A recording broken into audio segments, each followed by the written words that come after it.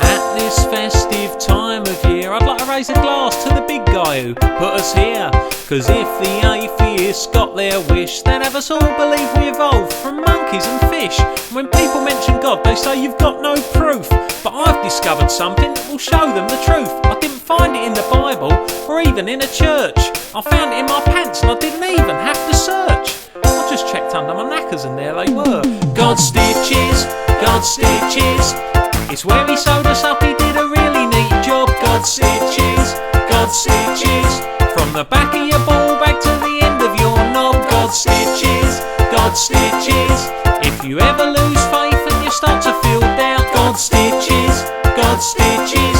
He sewed your sack up to make sure your spuds don't drop out. God stitches.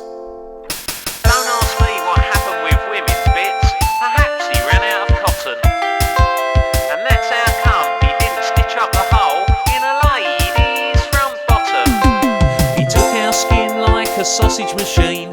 He stuffed it full of innards, a liver and a spleen. Stuck a load of bones in so we could stand, and inserted a heart to pump the blood around. He put in some muscle so we could grow strong, and a brain so we could work out what is right and wrong. He stuck on a knob of knackers so we could squirt cream, and he finished it off with a neat little seam. Richard Dawkins, look under your nutsack. God stitches, God stitches. If you ever needed proof that there was a God, God stitches, God stitches. From the tip of your